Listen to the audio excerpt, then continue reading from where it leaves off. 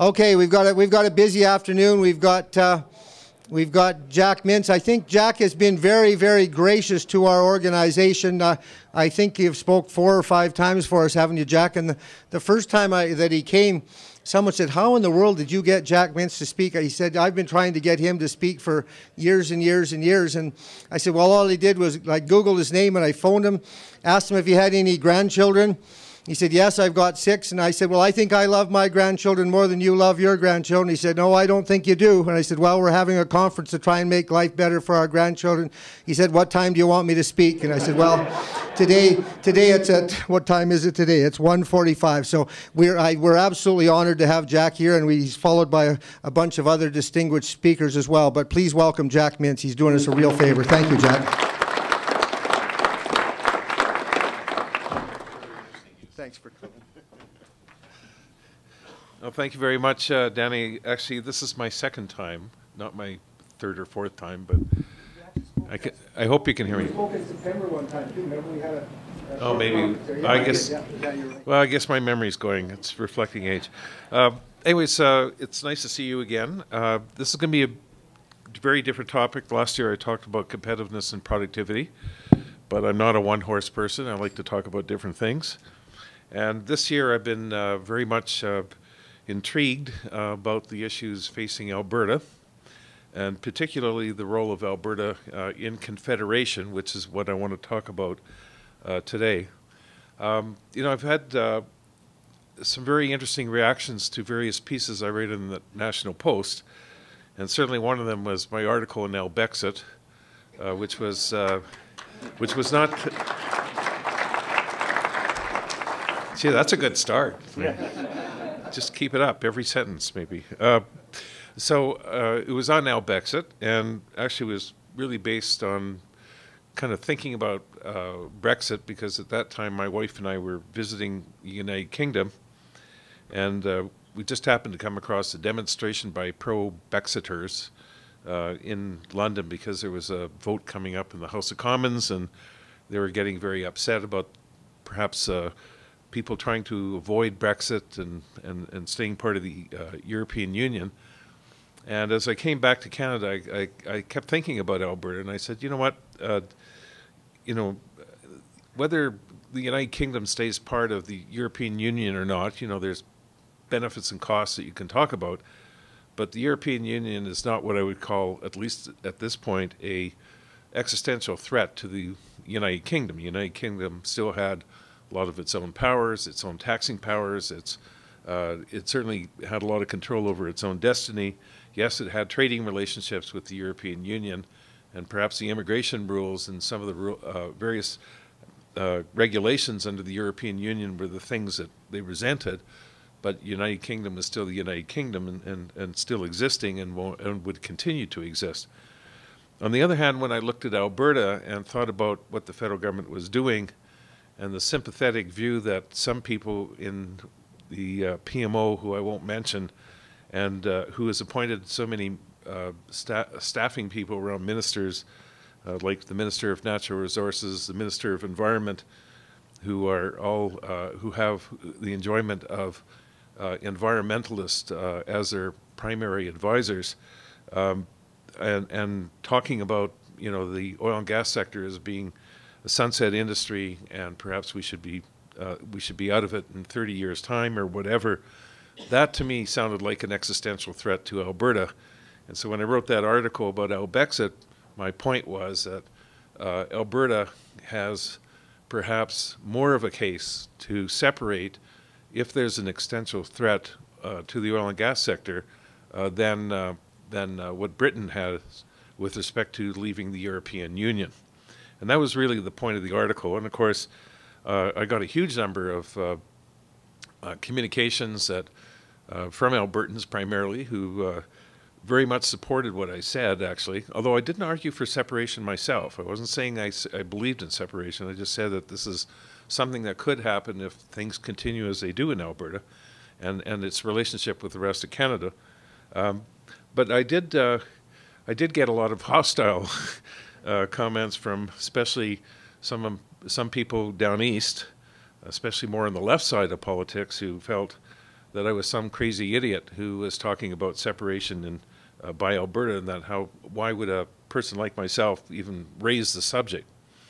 Well, I don't apologize for it, but I do think that at this point separation is not on the cards. I think for most people in Alberta, I think what Albertans really want is a better deal out of Canada.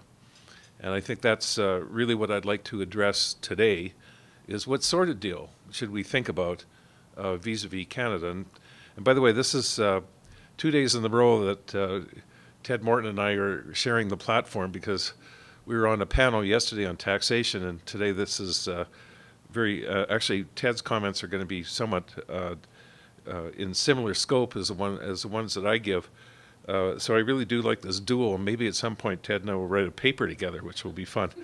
I'm not sure we can fully agree, but it'll be fun if we can do it.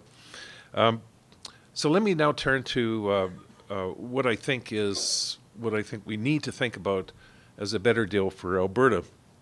And the key issues, I think, are, from an Alberta perspective, is can we exist in a Canada that's better functioning than it is now, where now we're seeing a normal growth somewhere between 1.5% and 2%, a country now that actually there's a fair amount of bickering amongst provinces, and at the same time for Alberta, just from our own perspective, a hostile attitude by not everybody across Canada. That's really not true. In fact, there's some polls that suggest there's actually pretty strong support of Alberta across Canada, but certainly the politicians, radical environmental groups, various others who have looked at Alberta, view Alberta as rich, should be giving to the rest of us in the Canada, and at the same time, Albertans really don't know what they're doing, and there's a lot better policies they should be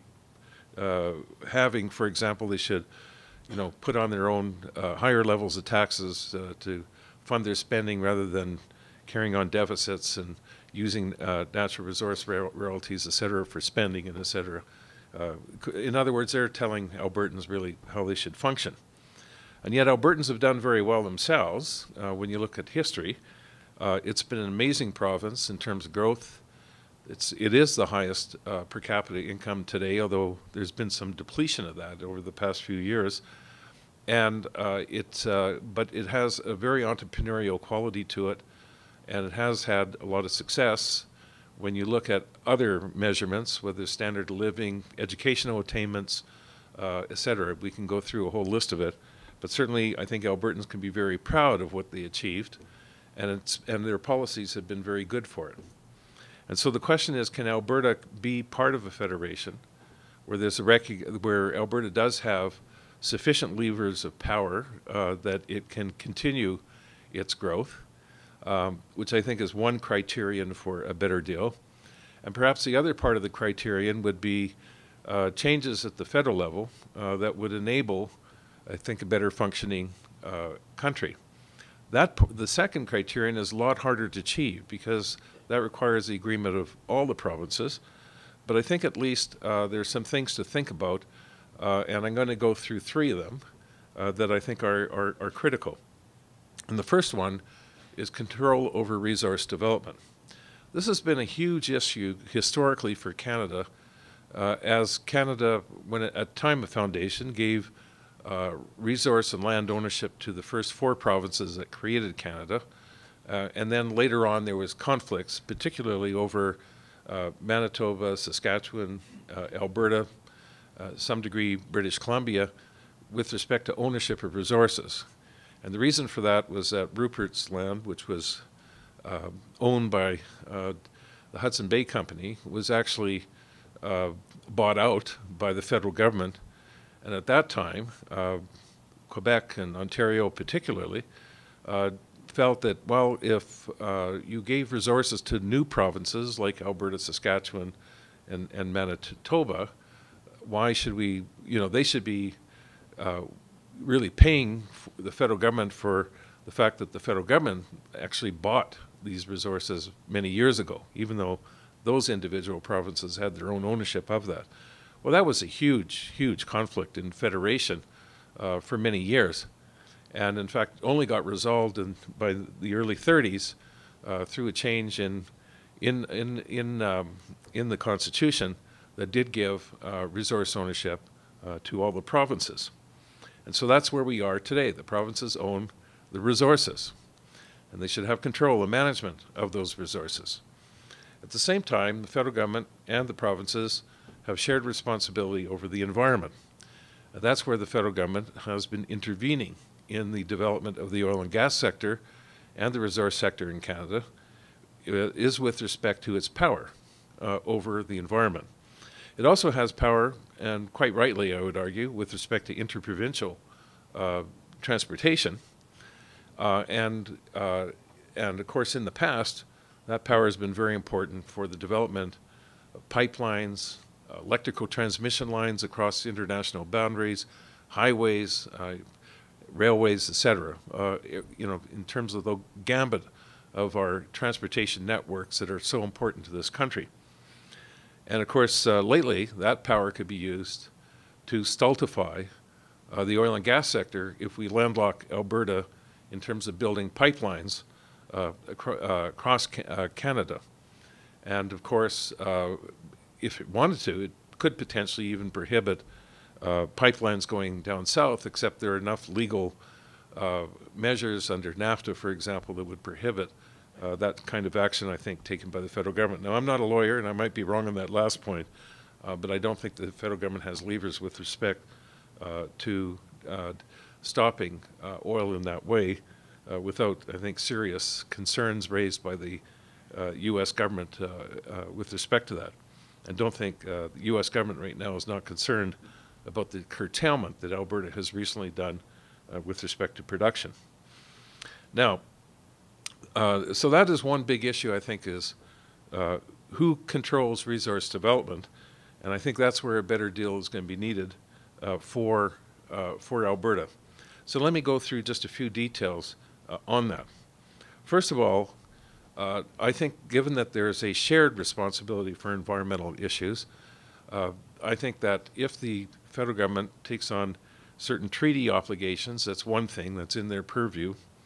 But I think there has to be very significant consultation that goes on between the provinces and the federal government with respect to environmental policy. I think there should be a view of mutual recognition in the sense that if Alberta is regulating the environmental aspects with respect to oil sands and other resource developments in Alberta, that the federal government should just butt out and not take on responsibility, recognizing the role of the Alberta government with respect to that.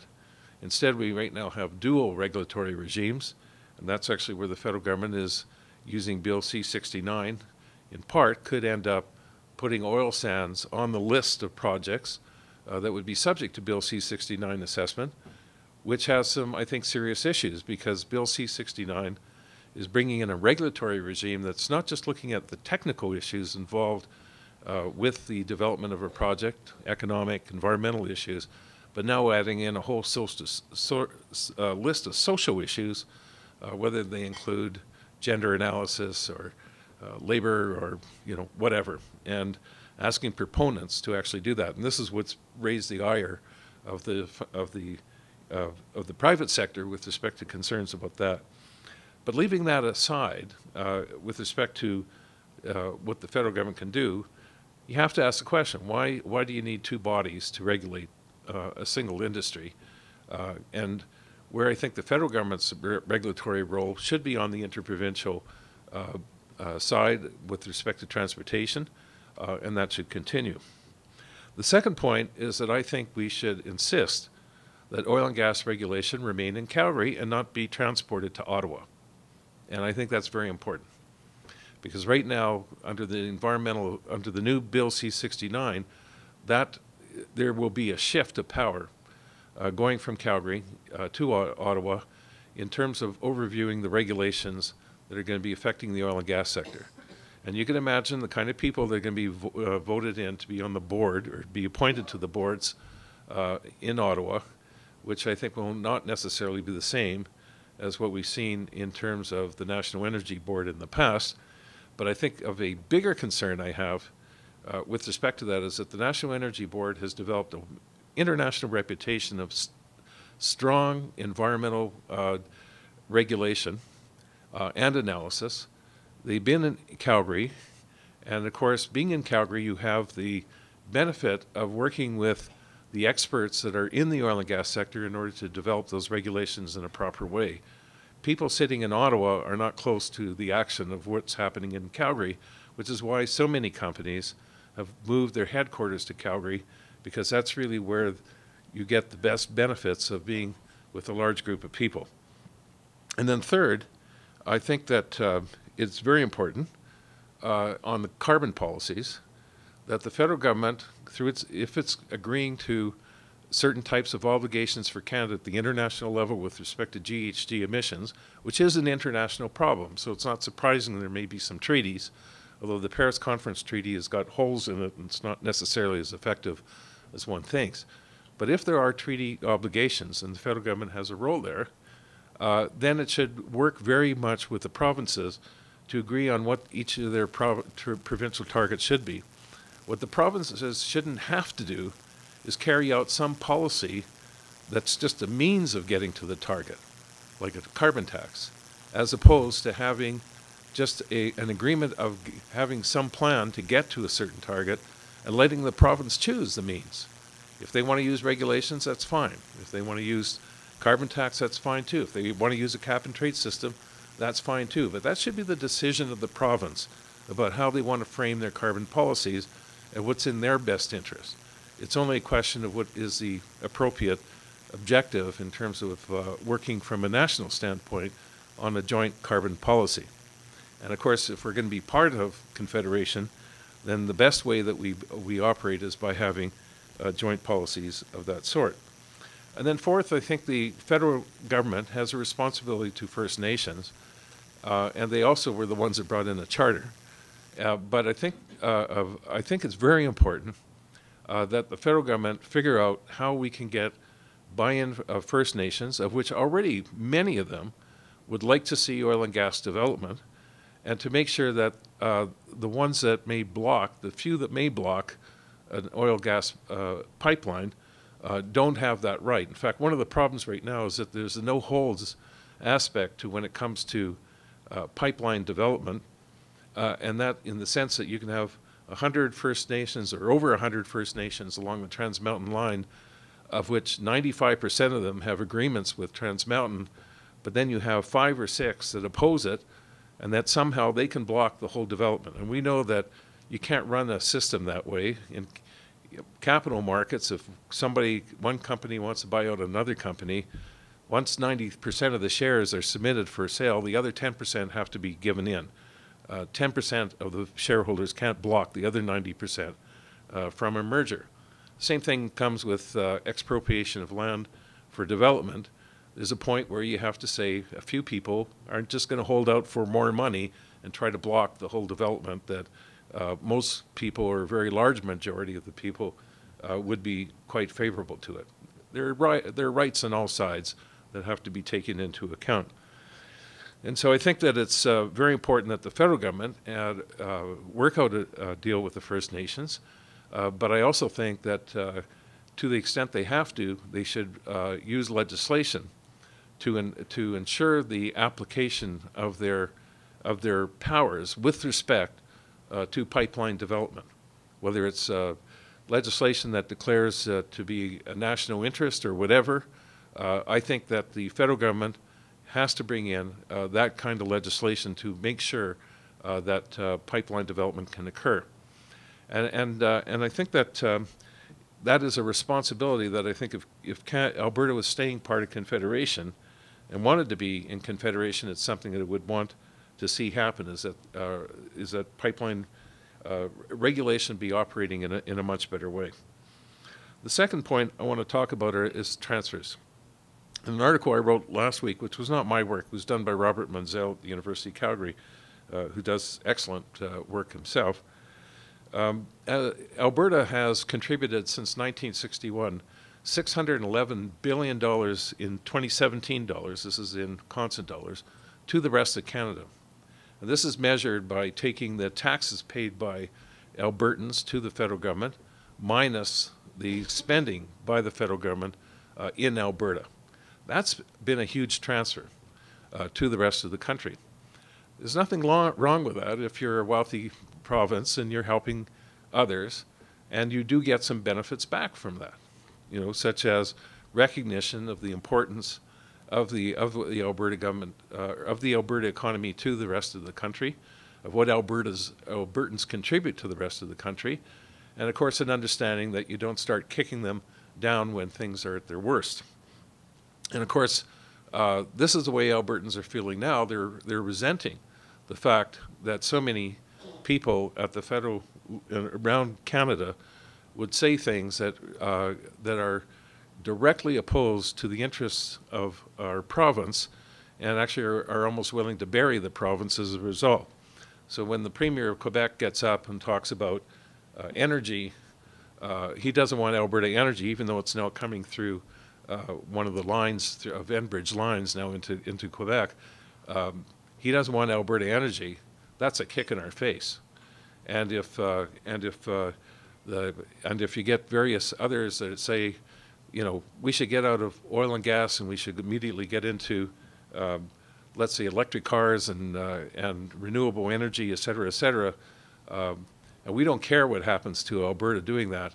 I don't think Albertans are feeling very loved and warmly loved at this time.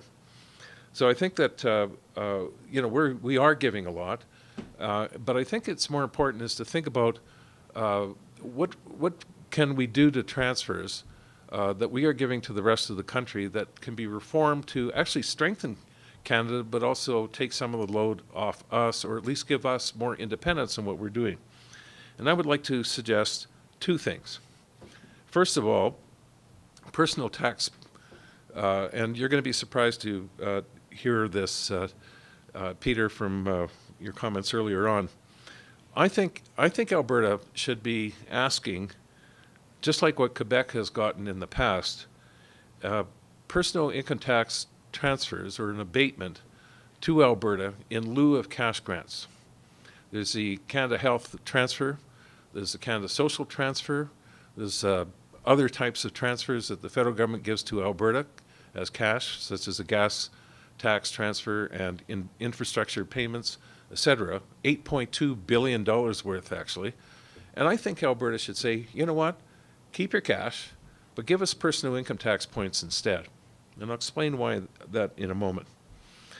Well, I kind of worked out what that would mean today. And what it would mean is that what we would ask for is 5.7 percentage points in the personal tax be transferred from the federal government to us. That would be about the equivalent amount of money, 5.7 percentage points. Just think of that. If our personal tax was, let's say, 10%, right now we know it's graduated, but just let's say 10%, that would mean that Alberta could then charge 15.7% as an average tax rate, but the federal rates would all come down as a result. In fact, that's what happens in Quebec today. Quebecers, for example, at the top rate, they don't pay 33% to the federal government. They pay 27.56 percentage points to the federal government instead. And so I think what we should do is ask for the same deal as Quebec has gotten back in the 1960s, where they, instead of taking conditional grants from the federal government transferred tax points to Quebec. Now, why do I say that?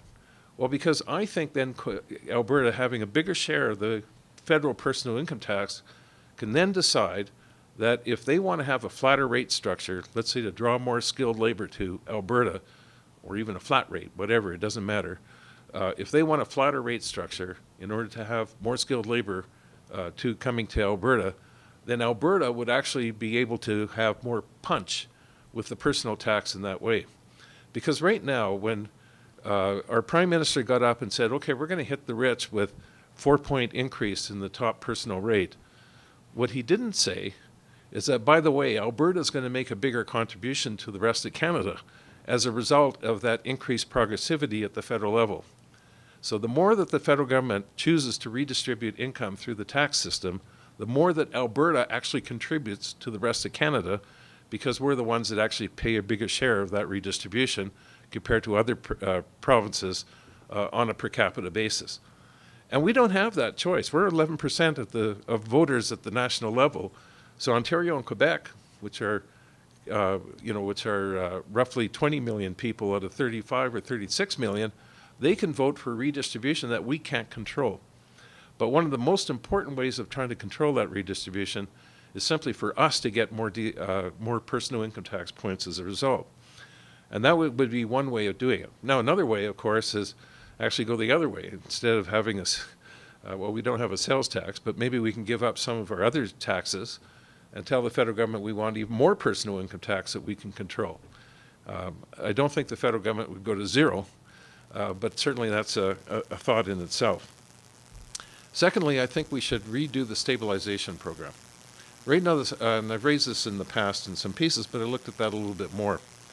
Currently, the stabilization program is a transfer that is made by the federal government to the provinces when they have a major decline in their revenues, more than 5% of their revenues due to a slowing down of the economy. It's not due to province cutting taxes or other factors.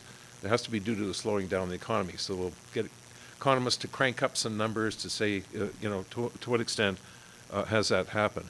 They also have a rule that if it's more than a 50% decline in natural resource revenues, at least this is in the past stabilization program, then you can get stabilization payments. But at the same time, they cap it at $60 per person. So what happened after 2014 when Alberta and Saskatchewan had a major decline in revenues due to the very sharp decline in commodity prices? Well, the federal government gave, and I forget the exact number, how much was it, 20 cents? No, 280 million, some small number like that, $200 million. Well, that was because of that $60 cap per person. It doesn't do very much, that stabilization program. I think, we got this equalization program to help other provinces, but when a province gets into serious trouble, why isn't the federal government there with a more appropriate stabilization transfer program? And a colleague of mine, Bev Dahl, will be working on this. He's got some great ideas. I don't want to steal them from him. But I think that I think there's a major thing that could be done there to help provinces with more volatile revenues, which are particularly the ones that are sensitive to commodity booms and busts. And I think that's another major change that we should look at, which is an offset to the stabilization, or to the equalization program that exists. And that gets to my third point, and that is equalization. So I've talked about more independence in resource policy for Alberta, a transfer of personal income tax to Alberta, and a better stabilization program. And then the third is to improve the equalization program. And here I think is something that could benefit Canada as a whole and not just Alberta, because we don't get equalization payments. Our share of the equalization program are the taxes that we pay, but also all the other provinces pay that goes into the pot of federal money, and then the federal government pays equalization payments out of their own revenue. So there's no direct transfer going from Alberta to Quebec. Instead, it's or other provinces that get equalization, including Manitoba, by the way, that gets one of the highest per capita payments is Manitoba. But the current system does mean that the provinces that don't contribute to equalization obviously get less relative to the ones that do get equalization as a result. And so I think, I know it's very political and very visible as an issue, but I think that equalization is an area that does need a revamp. Not an elimination, but a revamp. Now, why is that? Well, when you look at every federation in the world, there's always some equalization that goes on amongst all the different regions or of that country. And they do that because it's quite appropriate, because you want to have, if you're giving, the federal government is giving help to the various regions in a country, that they want to make sure that the poorer regions can at least get more help than others. And so what happens is that the under many countries is that you'll have some form of federal transfers that are geared more to the lower or the poorer regions in order to help them more, in order to provide public services more similar to the rest of the country. Now in Canada we have a commitment under our Constitution for equalization, but it's not a commitment to the kind of formula or approach that we use right now. And in fact, there's different ways of doing it. Equalization in the United States is done through the actual conditional grant programs. There's no formal equalization payment system like we have right now. In Germany, actually, states do contribute directly from one state to another. The rich ones, landers giving it to the poor landers in their country. In Australia, there's an equalization program based on need. In other words, looking at what expenditures you have to make in health and education, for example, and try to provide equalization based on the actual expenditures that are being made for those programs. Now, there's a lot of debate about the best approaches possible. The Canadian one is based on a very complicated formula, as Peter mentioned, on equalization. It takes into account 5 different tax revenue sources, ignores other sources of revenue, not just Quebec Hydro, but a whole bunch of other things, and it's or Manitoba Hydro for that matter, but includes a lot of other things, or doesn't include everything, and it's a formula that frankly only a few people even understand, but the ones that do understand are the recipients. And when I worked for doing the tax report for the federal government back in 1997 on business taxation, and I had to visit all the provinces, I was told by every Atlantic province that they didn't want to cut the corporate rate because under the equalization formula, the way it operated at that time, they would cut the rate, they'd get an expansion of the corporate tax base, but then they would lose equalization payments as a result, and there was a double penalty on them. And so they're very resistant to corporate rate reductions, which is not surprising today. Where are the highest corporate income tax rates?